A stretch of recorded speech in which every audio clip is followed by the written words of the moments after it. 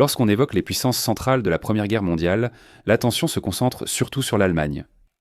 Il est facile d'oublier qu'un autre grand empire combattait également à leur côté, l'Autriche-Hongrie. L'Allemagne était sans doute la plus efficace pendant la guerre, tandis que l'Autriche-Hongrie était l'une des moins efficaces. Seule, elle n'accomplissait presque rien. Même au début du conflit avec des troupes fraîches, elle n'a pas vaincu la Serbie, malgré sa petite armée. Pourquoi l'Autriche-Hongrie était-elle si inefficace ? Pourquoi ce grand empire historique n'a-t-il pas davantage aidé son allié allemand ? Dans cette vidéo, je vais répondre à ces questions, mais d'abord, faisons un aperçu de l'histoire de l'Autriche-Hongrie pendant la Première Guerre mondiale. En juin 1914, l'Europe était en paix et la guerre ne semblait pas être à l'horizon. En fait, le continent était à l'apogée de sa puissance. Le siècle précédent fut paisible, favorisant une prospérité et un progrès technologique sans précédent dans l'histoire humaine. Il y avait des tensions entre les nations, mais elles avaient été à peu près contenues. Puis, le 28 juin, l'héritier de l'Empire austro-hongrois fut assassiné par un nationaliste serbe. Cet acte de terrorisme allait finalement déclencher une escalade stupéfiante qui deviendrait la plus grande guerre que le monde ait jamais connue. L'Allemagne et l'Autriche-Hongrie allaient affronter la Grande-Bretagne, la France et la Russie réunies. Pour l'Autriche-Hongrie, la guerre a très mal commencé. Leur plan était d'envahir la Serbie, de la sortir rapidement de la guerre avant que la Russie n'ait le temps de rejoindre le combat. Mais une progression si rapide dépassait les capacités de l'armée austro-hongroise. Leur armée, dépassée et mal coordonnée, souffrait de divisions internes dues aux nombreuses ethnies de l'Empire. Bien que la Serbie ait eu une armée plus petite et faible, elle a repoussé l'invasion austro-hongroise. Les forces serbes ont résisté avec acharnement, infligeant plusieurs défaites humiliantes aux Autrichiens au début de la guerre. Ils ont capturé la capitale serbe en décembre 1914, mais n'ont pas pu la défendre et ont dû se retirer après quelques jours. La lutte contre la Russie à l'est s'est aussi mal déroulée. Les forces russes ont envahi la Galicie, aujourd'hui en Ukraine, et les Austro-Hongrois n'ont pas réussi à les repousser. Les Russes ont avancé vite, prenant des villes clés comme Lviv. À la fin du mois de septembre, après seulement un mois de combat, les forces austro-hongroises avaient subi des pertes énormes, peut-être autour de 300 000 hommes, tout en infligeant que des pertes modestes aux Russes. L'Autriche-Hongrie perdant rapidement du territoire, des troupes allemandes ont dû être envoyées pour stabiliser la ligne de front. Cela a effectivement permis de ralentir l'avancée russe, mais cela a démoralisé les forces austro-hongroises, leur montrant qu'elles étaient la partie subordonnée de l'Alliance. Fin 1914, l'Autriche-Hongrie avait perdu de vastes territoires à l'est et une grande partie de sa force militaire. Environ 1 million d'hommes moururent lors des campagnes contre la Serbie et la Russie, qui échouèrent toutes deux. L'année suivante, 1915, connut des revers et quelques succès, mais la situation resta globalement mauvaise. En mai, elle lança l'offensive de Golisitánov, une attaque massive menée avec les Allemands au centre du front. L'offensive de Golisitánov fut minutieusement planifiée et porta un coup décisif à la Russie. Les puissances centrales ont rapidement progressé en Russie, s'emparant de grandes parties de l'Europe de l'Est et forçant de nombreux soldats russes à se rendre. L'offensive fut un grand succès, l'Autriche perdant environ 1 million d'hommes tandis que l'Autriche-Hongrie n'en perdit que 200 000. Ce succès tenait surtout à la stratégie militaire allemande, bien plus qu'à l'Autriche-Hongrie. Une autre victoire majeure eut lieu en novembre 1915 lors de l'invasion finale de la Serbie.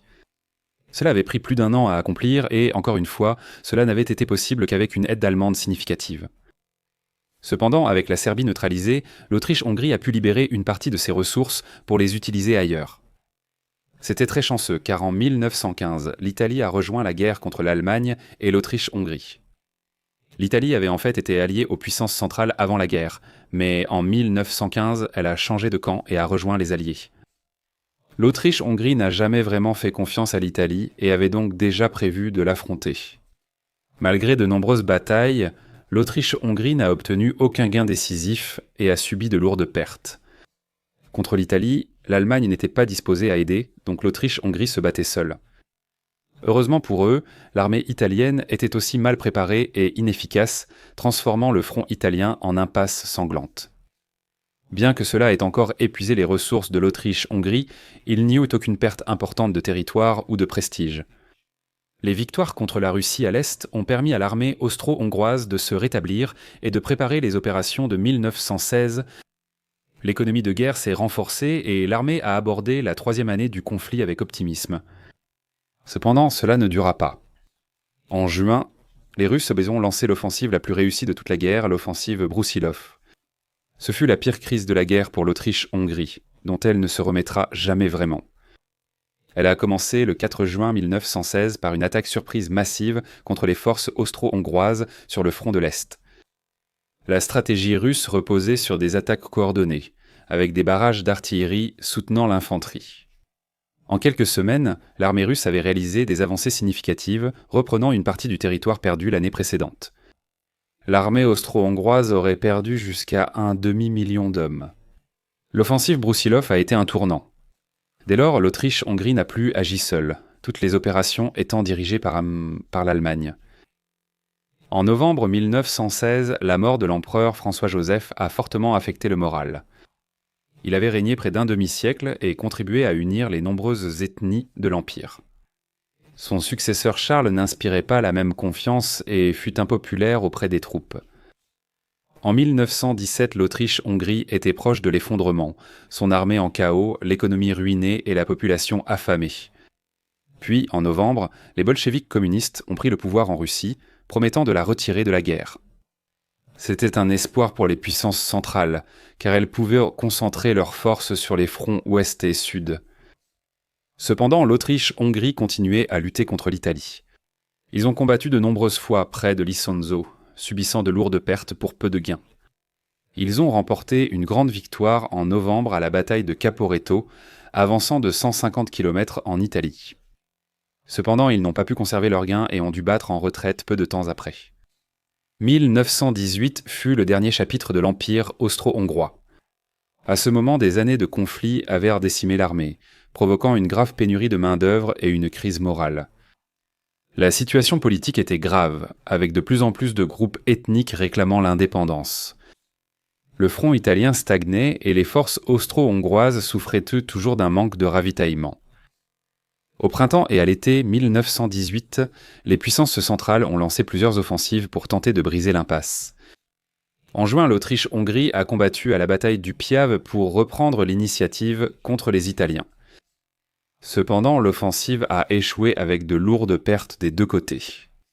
À ce moment-là, l'Allemagne faisait également face à d'énormes difficultés, notamment des pénuries alimentaires et des rébellions à l'intérieur du pays. La guerre pour l'Autriche-Hongrie s'est conclue par sa défaite contre les Italiens à la bataille de Vittorio Veneto en novembre. 300 000 hommes furent capturés, contraignant l'Autriche-Hongrie à quitter Trente et Trieste. La guerre se termina avec un armistice le 3 novembre. Avec cela, l'Empire s'est effondré. Voici ce qui s'est passé. La défaite et l'effondrement de l'Empire austro-hongrois. Maintenant, j'aimerais vous convaincre que l'Autriche-Hongrie a vraiment eu de très mauvais résultats, bien pire que ce que tout le monde attendait. Un exemple marquant de la mauvaise performance de l'Autriche-Hongrie fut sa première rencontre avec la Serbie au début de la guerre. Sur le papier, cela n'aurait pas dû être trop difficile pour eux de vaincre la Serbie. Ils avaient 4 fois plus de divisions d'infanterie, 48 contre 11 pour la Serbie. Mais lors de l'affrontement, l'Autriche-Hongrie a connu un échec. Ils ont perdu un tiers de l'infanterie et la moitié de l'artillerie. Après seulement 8 jours, ils ont été forcés d'abandonner l'invasion et se sont repliés de façon chaotique de l'autre côté de la frontière. Au total, ils ont perdu 28 000 hommes, soit presque 2 fois plus que la Serbie. 2 mois plus tard, l'Autriche-Hongrie tenta une nouvelle invasion, échoua encore et dut se retirer, humilié. Cet échec était humiliant, mais la défaite en Galicie fut une catastrophe. C'est là que l'Empire avait la majeure partie de son armée, 1 200 000 soldats, la plupart de sa cavalerie et environ 2000 canons. L'armée, confrontée à des forces russes supérieures d'un tiers, a cédé sous la pression. Après seulement 1 mois, le commandement austro-hongrois a ordonné une retraite générale. Il devait former une nouvelle ligne défensive, mais les Russes les ont poursuivis agressivement et repoussés beaucoup plus loin que prévu. Cette campagne d'ouverture ratée a failli anéantir l'armée austro-hongroise, qui a perdu plus d'un tiers de ses effectifs, soit environ 400 000 soldats.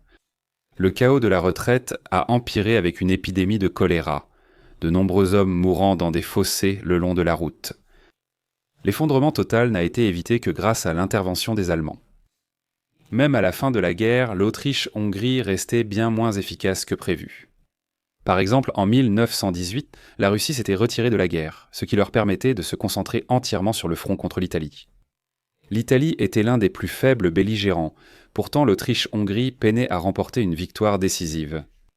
Ce n'est qu'en 1917 et grâce à l'Allemagne qu'ils ont percé et avancé en Italie. Malgré cela, les commandants n'en ont pas profité, permettant à l'Italie de se regrouper et contre-attaquer. Ce ne sont que quelques exemples où l'Autriche-Hongrie a obtenu des résultats bien en dessous de ses attentes. Selon les mots d'un envoyé allemand, l'armée austro-hongroise était pourrie et décadente. La question est pourquoi ? Pourquoi l'Autriche-Hongrie était-elle si inefficace durant la guerre ? L'une des raisons principales était la grande diversité ethnique de leur empire. Voici une carte des ethniques de l'empire. Comme vous le voyez, elles étaient en trop nombreuses. C'était un problème parce que beaucoup de ces groupes ethniques n'étaient pas très attachés à l'Empire. Certains voulaient même qu'il s'effondre. L'Autriche-Hongrie manquait plus que toute autre nation d'unité nationale et d'un peuple uni engagé dans l'effort de guerre. Les dirigeants autrichiens savaient que c'était un problème. En fait, en 1895, le Premier ministre autrichien a reconnu la situation de l'Empire, déclarant à l'ambassadeur allemand que toute guerre était une impossibilité pour l'Autriche. Si nous sommes attaqués, acceptons la situation avec l'aide de Dieu. Un État multinational ne peut mener une guerre sans dommages. L'armée reflétait la diversité ethnique de l'Empire. Sur 100 soldats dans l'armée, il y avait 25 Allemands, 23 Hongrois, 13 Tchèques, 9 Serbes ou Croates, 8 Polonais et une poignée de Ruthènes, de Roumains, de Slovaques, de Slovènes et un Italien. Comme vous pouvez l'imaginer, cela nuisait fortement à l'effort de guerre autrichien, d'autant plus que ces groupes ethniques parlaient des langues différentes. Pendant la guerre, l'armée austro-hongroise essayait en fait de fonctionner en 10 langues différentes. Comme vous pouvez l'imaginer, cela n'a pas très bien fonctionné. En théorie, la langue de commandement en général était l'allemand, et les unités devaient fonctionner dans les langues parlées par leurs hommes. Dans de nombreux cas, une seule unité devait fonctionner en plusieurs langues. Si 20% d'une unité parlait une langue, elle devenait officielle dans le régiment. Cela rendait extrêmement difficile pour les soldats de devenir officiers s'ils ne connaissaient pas au moins 2 langues, et cela s'est avéré catastrophique lorsqu'il y avait un besoin urgent de nouveaux commandants. Ces nouveaux officiers avaient très peu de temps pour apprendre les langues, ce qui, comme vous pouvez l'imaginer, a entraîné un chaos total. Le fonctionnement multilingue n'était qu'un des nombreux défis d'un empire aussi multiethnique. Beaucoup de ces groupes ethniques n'étaient pas vraiment attachés à l'Autriche-Hongrie. Certains souhaitaient la défaite de l'Empire pour obtenir leur indépendance. Le nationalisme posait problème à l'armée austro-hongroise depuis des décennies. Les nationalistes tchèques incitaient depuis longtemps les soldats à répondre « Zech » en tchèque à l'appel, plutôt que « Ir » en allemand. Les généraux autrichiens craignaient depuis longtemps que leurs troupes manquent de loyauté, notamment si elles devaient combattre d'autres Slaves comme les Russes ou les Serbes. Lorsque la guerre a finalement éclaté, ils ont eu raison. Les régiments tchèques étaient très indisciplinés et désertaient souvent. Lors de la première bataille contre la Serbie, ils furent dans les premiers à être mis en déroute. En 1915, de nombreux régiments se sont rendus aux Russes sans combattre. Peut-être que le meilleur exemple fut lorsque certains régiments tchèques mécontents quittèrent le front en portant les couleurs nationales tchèques sur leurs casquettes et en agitant des drapeaux sur lesquels on pouvait lire « Nous marchons contre les Russes et nous ne savons pas pourquoi ». Un autre problème de cette diversité ethnique était les écarts de développement et d'éducation entre les régions de l'Empire. Si certaines régions d'Autriche et de Hongrie étaient aussi développées que le reste de l'Europe, de larges zones, comme la Galicie rurale et la Dalmatie, restaient dans des conditions presque médiévales. Cela signifiait que de nombreuses recrues arrivaient à l'entraînement de bases analphabètes et dépourvues des compétences élémentaires nécessaires à la vie militaire. Selon un historien, elles étaient complètement étrangères à la discipline, aux horaires et à l'hygiène. Il y avait en fait une blague selon laquelle les paysans galiciens faisaient les meilleurs soldats du monde, mais qu'il leur fallait d'abord 3 ans d'entraînement pour devenir humains et encore 5 ans pour devenir soldats. La nature multiethnique de l'armée posait un grand problème à l'Autriche-Hongrie, mais ce n'était pas le seul. Les divisions ethniques auraient sans doute posé moins de problèmes sans le mauvais commandement à tous les niveaux de l'armée. Au sommet, la structure de commandement de l'armée était particulièrement dysfonctionnelle, car elle servait en fait deux gouvernements distincts. L'Autriche et la Hongrie étaient dans deux États distincts, avec Vienne et Budapest pour capitale, dirigés par un seul monarque à Vienne. Cet arrangement a engendré une lutte de pouvoir, les Hongrois voulant toujours plus d'influence. L'armée était devenue un champ de bataille pour cette lutte. Alors qu'il y avait une armée commune, il y avait aussi deux armées beaucoup plus petites, l'armée territoriale d'Autriche et la garde de défense nationale de Hongrie. Alors que les Autrichiens considéraient les forces plus petites comme complémentaires à l'armée commune, les Hongrois voyaient en leur garde de défense comme indépendante, existant uniquement pour défendre la Hongrie. Budapest se montrait donc méfiante envers tout agrandissement ou renforcement de l'armée principale, réclamant toujours que plus d'argent soit consacré à leur garde nationale. Cela rendait la coordination des ressources et des déploiements presque impossibles, avec des conséquences catastrophiques une fois la guerre commencée. Ces faiblesses structurelles ont été aggravées par l'incompétence du commandement. Un bon exemple est une décision désastreuse prise par le maréchal Franz Conrad dès le début de la guerre. Dans un plan risqué, il a envoyé sa meilleure unité, la 2e armée, sur le front serbe, prévoyant de la retirer après 3 semaines pour affronter les Russes à l'est. Conrad pensait que cela suffirait à vaincre la Serbie et que l'armée russe mettrait du temps à se mobiliser. Cependant, il s'est trompé sur les 2 points. L'armée serbe a résisté farouchement et la Russie s'est mobilisée beaucoup plus rapidement que prévu. Au final, la manœuvre a coûté un nombre énorme d'hommes et n'a rien accompli. Comme l'a dit Winston Churchill, la 2e armée a quitté Potrek avant qu'il ne puisse gagner. Elle est revenue vers Conrad pour participer à sa défaite. Comme vous le voyez, les commandants peinaient à gérer une guerre sur 2 fronts. Un autre bon exemple s'est produit pendant l'offensive de Broussilov 2 ans plus tard. Conrad pensait que le front contre la Russie était sécurisé, alors il a redirigé des ressources cruciales vers le front contre l'Italie. Cependant, il a complètement mal jugé la situation à l'Est. Le front étant vulnérable, la Russie a lancé une vaste offensive et conquis de nombreux territoires. L'une des raisons pour lesquelles le commandement de l'Autriche-Hongrie était si mauvais était en réalité l'ingérence de l'Allemagne. Par exemple, l'Autriche-Hongrie est passée à l'offensive contre la Russie en 1914 parce que l'Allemagne le lui avait ordonné. En réalité, il aurait été préférable d'adopter une stratégie défensive. Ce pari dépassait les capacités de l'Autriche-Hongrie et a entraîné d'énormes pertes. Même si l'Autriche-Hongrie avait fait ce que l'Allemagne lui avait demandé, elle a été traitée avec mépris et écartée des décisions stratégiques clés. Par exemple, lors de l'offensive de Galistanov en 1915, les Allemands ont lancé l'opération sans consulter les Autrichiens, alors même qu'une grande partie des combats allait se dérouler sur le sol austro-hongrois. Un autre exemple fut quand, à la fin de la guerre, l'Allemagne demanda à l'Autriche-Hongrie d'attaquer l'Italie, sachant que ce serait un échec.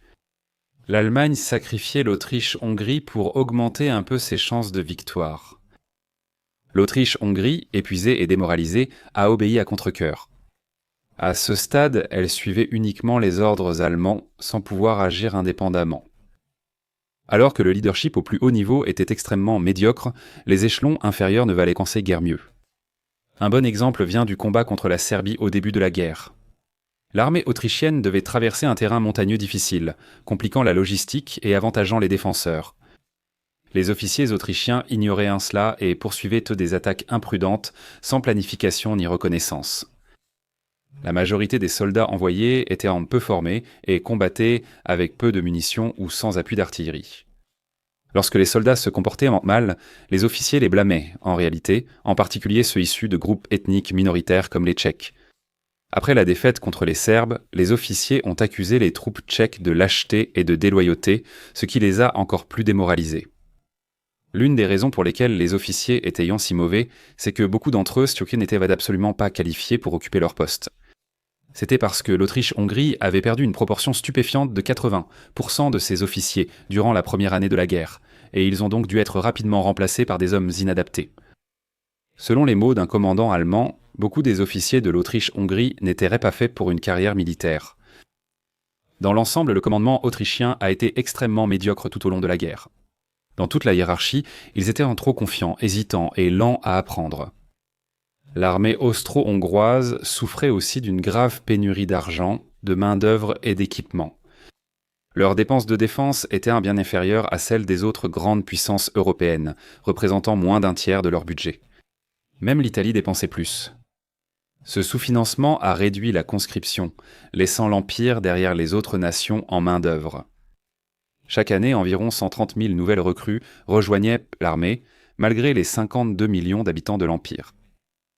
Même ainsi, beaucoup de conscrits ont été libérés un an plus tôt pour raisons financières. Ainsi, malgré une hausse de plus de 20% de la population d'Autriche-Hongrie entre 1890 et 1910, le nombre de soldats n'a pas changé. L'armée austro-hongroise faisait également face à de graves pénuries d'équipements de base pour ses soldats. En 1918, l'armée ne donnait souvent qu'une paire de chaussures par soldat. Sur le front alpin glacial, de nombreux soldats devaient en combattre avec des chaussures inadéquates ou usées. Les vivres étaient tout aussi insuffisants, certains soldats en première ligne ne pesant que 55 kg. Les hommes survivaient avec peu, pain de maïs, légumes bouillis et seulement 200 grammes de viande par semaine. Les vêtements et l'équipement étaient rares, les soldats ne pouvant souvent remplacer leurs uniformes usés. Des bottes ou sous-vêtements essentiels sont devenus des luxes. La situation était tout aussi mauvaise pour l'armement, surtout l'artillerie.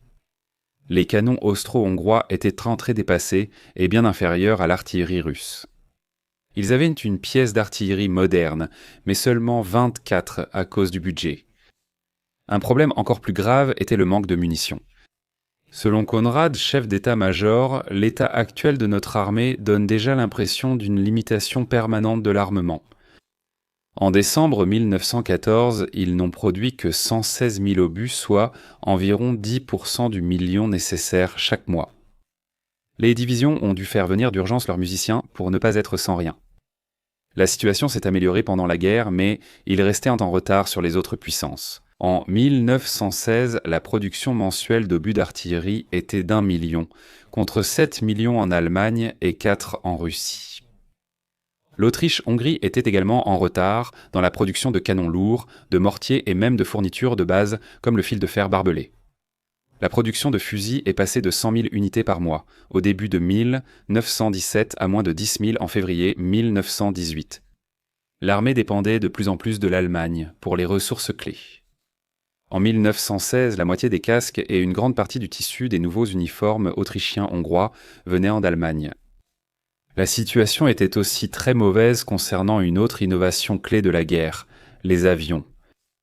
L'Autriche-Hongrie avait une force aérienne, mais comme son armée, elle manquait de ressources. Voici un graphique de la production d'avions des grandes puissances durant la guerre. Comme vous le voyez, l'Autriche-Hongrie était avant-dernière, juste devant la Russie. Peut-être que l'exemple le plus flagrant du manque d'équipement de l'Autriche-Hongrie étant qu'elle n'a jamais produit un seul char. Ils ont continué à utiliser la cavalerie, bien que les mitrailleuses et l'artillerie les aient presque rendus obsolètes. Quand ils ont affronté des chars en Italie, ils ont eu du mal à trouver comment les combattre. Ils ont fabriqué peu d'armes anti-chars et ont dû utiliser des mesures passives comme creuser des pièges et des fossés. L'Autriche-Hongrie n'a pas produit assez d'équipements pendant la guerre. L'une des principales raisons à cela est qu'ils souffraient d'une grave pénurie de matières premières. Un bon exemple est le cuivre. Avant la guerre, l'Empire produisait seulement 10% de son cuivre, le reste était importé. Après le début de la guerre, les lignes d'approvisionnement ont été perturbées et les importations se sont effondrées. En 1917, l'Autriche-Hongrie ne recevait qu'un tiers du cuivre dont elle avait besoin. Dans leur désespoir, les autorités ont saisi le cuivre des brasseries, équipements électriques et fondu les cloches des églises. Le cuivre n'était pas le seul matériau en pénurie, il y avait aussi un manque d'acier. Cela était en grande partie dû au fait que les ouvriers sidérurgistes n'étaient pas exemptés de la conscription. Ils étaient envoyés au front. En 1914, environ un tiers des ouvriers sidérurgistes ont été enrôlés dans l'armée, ce qui a entraîné une baisse de la production de 70%. Même si la production a légèrement repris en 1915, de nombreuses usines avaient déjà fermé. En 1917, l'Autriche-Hongrie dépendait fortement des importations d'acier en provenance d'Allemagne et de Suède. La production était mauvaise, surtout parce que le système ferroviaire était débordé. Encore une fois, cela était en partie dû au fait qu'un grand nombre de cheminots avaient été envoyés au front. Des milliers de wagons de marchandises ayant été perdus lors des premières batailles, et le manque d'acier empêchait leur remplacement. Même les trains en état ne pouvaient rouler faute de charbon. En 1918, le réseau ferroviaire était près de l'effondrement. C'était l'un des nombreux exemples de la désintégration de l'Empire. L'agitation sociale parmi la population a aussi nui à la performance de l'Autriche-Hongrie pendant la guerre. Le mécontentement augmentait à mesure que les pénuries rendaient à la vie impossible et que la population perdait l'envie de poursuivre la guerre. En janvier 1918, des grèves anti-guerre éclatèrent, provoquées par la faim et de mauvaises conditions de vie. À Vienne et Prague, les ouvriers manifestaient, puis l'un pour de meilleures rations et salaires, révélant de profondes divisions entre l'élite dirigeante et le peuple. Finalement, ces troubles civils se sont étendus à l'armée. Le 1er février 1918, une mutinerie a éclaté à la base navale de Katara, au Monténégro. Les désertions suivirent rapidement, avec 100 000 soldats abandonnant leur poste d'ici l'été. De nombreux déserteurs formèrent dans d'épelées bandes armées appelées « cataractes vertes », parcourant les forêts et accélérant l'effondrement de l'Empire. Les troubles sociaux étant dus à une vie insupportable pour la population civile.